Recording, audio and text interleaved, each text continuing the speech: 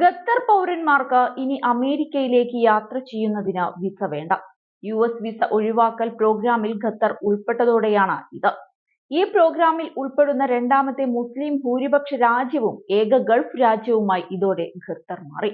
അമേരിക്കയുമായി Qatar പുലർത്തുന്ന അടുത്ത നയതന്ത്ര ബന്ധത്തിന്റെ ബാക്കി പത്രമായും ഈ നടപടിയെ വിശേഷിപ്പിക്കുന്നുണ്ട്.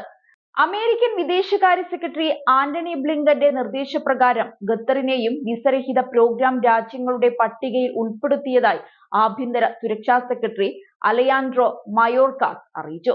കുറഞ്ഞ നിരക്കിലുള്ള വിസ നിരസിക്കൽ, കുറഞ്ഞ കാലാവധി, ഖത്തറിലേക്കുള്ള US യാത്രക്കാർക്ക് പരസ്പര വിസരഹിത പ്രവേശനം എന്നിവ ഉൾപ്പെടുന്ന കർശനമായ യോഗ്യതാ മാനദണ്ഡങ്ങൾ ഖത്തർ പാലിച്ചതായി US സ്റ്റേറ്റ്, ഹോംലാൻഡ് സെക്യൂരിറ്റി വകുപ്പുകൾ അറിയിച്ചിരിക്കുകയാണ്.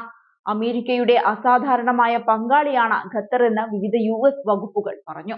കഴിഞ്ഞ കുറച്ചു വർഷങ്ങളായി തങ്ങളുടെ തന്ത്രപരമായ ബന്ധം കൂടുതൽ ശക്തമായി എന്നും അവർ കൂട്ടിച്ചേർത്തു. ഗാസ വെടിനിർത്തൽ ചർച്ചകളിലെ ശ്രമങ്ങൾ, അഫ്ഗാനിസ്ഥാനിൽ നിന്നുള്ള അമേരിക്കയുടെ പിൻവാങ്ങലിനെ പിന്തുണയ്ക്കൽ എന്നിവ ഉൾപ്പെടെ US നയതന്ത്രത്തിൽ നിർണായക പങ്കുവഹിച്ച രാജ്യമാണ് ഖത്തർ. ഖത്തറിന് മുൻപ് ഈ പദ്ധതിയിൽ ഉൾപ്പെട്ട മറ്റൊരു മുസ്ലിം ഭൂരിപക്ഷ രാജ്യം ബ്രൂണൈ ആയിരുന്നു. US വിസ ഒഴിവാക്കൽ പ്രോഗ്രാമിൽ 42 രാജ്യങ്ങളാണ് ഉൾപ്പെട്ടിരിക്കുന്നത്.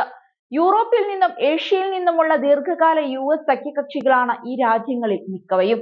2023 പ്രോഗ്രാമിൽ അംഗമായ ഇസ്രായേലാണ് ഇതിനു മുൻപ് അവസാനമായി ഈ പട്ടികയിൽ ഇടം പിടിച്ച രാജ്യം. ഖത്തറിലെ ജനസംഖ്യ 3 ദശലക്ഷത്തിലധികം കവിയുന്നുണ്ടെങ്കിലും ഏകദേശം 3,20,000 ഖത്തർ പൗരന്മാർക്ക് മാത്രമേ ഈ പ്രോഗ്രാമിന് അർഹതയുള്ളൂ എന്നതാണ് മറ്റൊരു പ്രത്യേകത.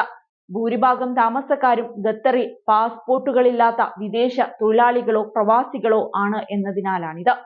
ഒക്ടോബർ 1 മുതൽ 90 ദിവസം വരെ വിസയില്ലാതെ US പൗരന്മാർക്കും ഖത്തർ സന്ദർശിക്കാനാകും.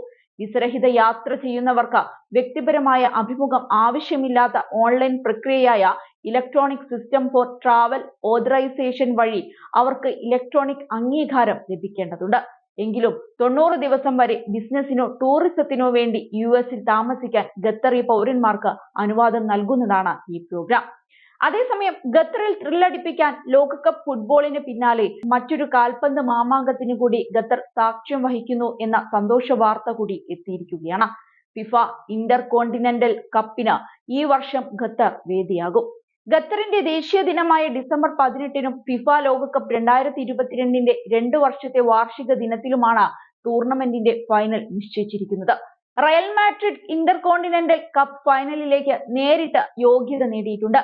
ഇതോടെ ലോകകപ്പ് ഫൈനലിന് ശേഷം ഫ്രാൻസ് താരം കിലിയൻ എംബാപ്പയുടെ മറ്റൊരു പ്രകടനത്തിന് കൂടി ഖത്തർ സാക്ഷ്യം വഹിക്കും. 2022 ഫിഫ ലോകകപ്പ് ഫൈനലിൽ ഫ്രാൻസ് അർജന്റീനയോട് പരാജയപ്പെട്ടിരുന്നു. അന്ന് ഫൈനലിലെ ഹാട്രിക് അടക്കം 8 ഗോളുമായി എംബാപ്പെ ഗോൾഡൻ ബൂട്ട് ഉറപ്പിച്ചുവെങ്കിലും ടീമിന് കിരീടം നേടിക്കൊടുക്കാൻ സാധിച്ചിരുന്നില്ല. ഇത്തവണ ഒരിക്കൽ കൂടി ഖത്തറിന്റെ മണ്ണിൽ മറ്റൊരു ഫിഫ ടൂർണമെന്റിന്റെ ഫൈനലിൽ ബൂട്ട് കെട്ടാനുള്ള അവസരമാണ് എംബാപ്പയ്ക്ക് ലഭിച്ചിരിക്കുന്നത്.